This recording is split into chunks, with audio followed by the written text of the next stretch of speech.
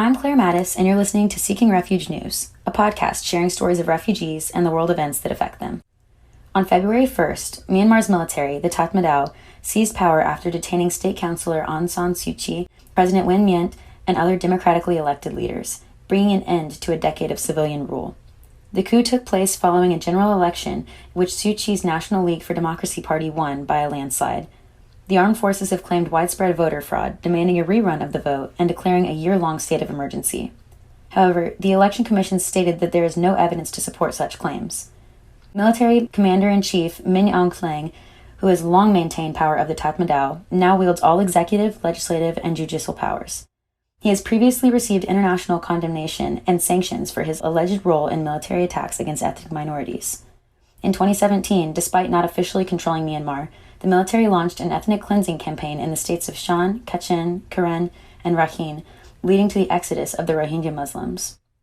Over 900,000 Rohingya refugees remain in overcrowded camps in Bangladesh, making it the largest concentration of encamped refugees in the world.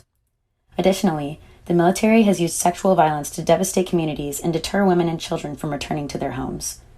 Aung San Suu Kyi, who received a Nobel Peace Prize after gaining international fame during a 15-year house arrest, has also faced criticism for her cooperation with the military and her defense of this deadly campaign against ethnic minorities. In 2019, she represented Myanmar at a trial in the International Court of Justice, defending against accusations of ethnic cleansing. She has also repeatedly refused to cooperate with the UN rights investigators' pursuit for accountability. Min Aung Hlaing has stated that the military is on the people's side and will establish a true and disciplined democracy, and the military has stated that it will hold a free and fair election once the state of emergency is over. The NLD published a statement on behalf of Aung San Suu Kyi, urging protests against the coup. In response, thousands of protesters have taken to the streets to demand the release of Suu Kyi and the restoration of civilian rule.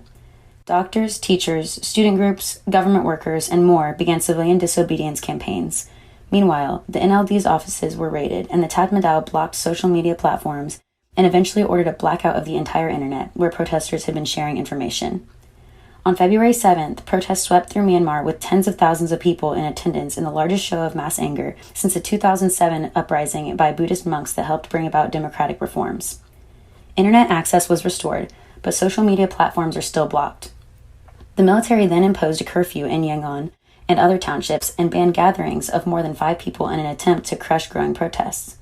Initially, police would fire guns mostly into the air and use water cannons and rubber-coated bullets to attempt to clear protesters. On February 13th, the military suspended laws constraining security forces from detaining subjects or searching private property without court approval, ordered the arrest of well-known supporters of the protests, and threatened action against civil servants who refused to return to work. Armored vehicles were deployed in main cities, and internet access was blocked again. On February 20th, security forces opened fire on striking workers and other protests in Mandalay, killing at least 2 people. On February 22nd, protesters launched a general strike with businesses across the country closing and hundreds of thousands of protesters gathering. On February 26th, a military-appointed elections official invalidated the results of the November 2020 election. The following day, police launched a sweeping crackdown, arresting hundreds. Each week, the armed forces attacks have escalated, killing more than 60 people in the first week of March. In the weeks of protests, security forces have killed 183 people, with 74 people dying on Sunday, making it the deadliest day thus far. Numerous countries have condemned the military takeover.